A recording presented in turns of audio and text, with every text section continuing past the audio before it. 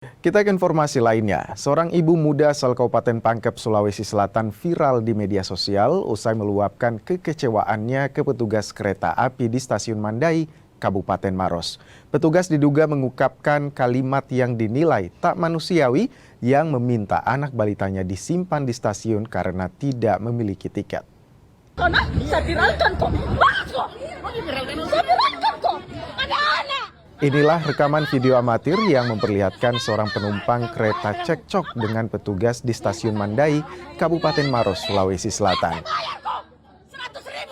Dari rekaman tersebut, penumpang meluapkan kekecewaannya terhadap petugas kereta yang melarang anak balitanya naik kereta karena tidak memiliki tiket. Sang ibu bersama suami dan keluarganya sedang melakukan perjalanan liburan menggunakan kereta dari Pangkep tujuan Garongkong. Lantaran kecewa, mereka akhirnya memilih menggunakan taksi daring kembali ke Pangkep.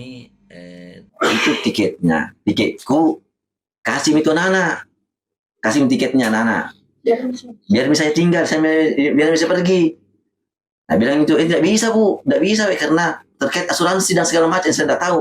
Bilang Kak, waduh, bagaimana ini stasiun? Tidak ada solusinya, padahal anak-anak ini. Itu yang anak penjaga bilang, oh ya, Mi, di sini Pak Menata, di sini. Emosi mamanya. Ya, saya mulai emosi. Tersinggung nih lagi. Apa? Apa kau bilang? Itu situ beredar videonya bahwa saya viralkan kok dengan harusnya kan sebagai petugas harusnya kan maaf Pak, mau mabuk tidak bisa artinya setidaknya apakah ini kan tidak boleh itu kan pelayanannya saya sangat kecewakan pelayanannya yang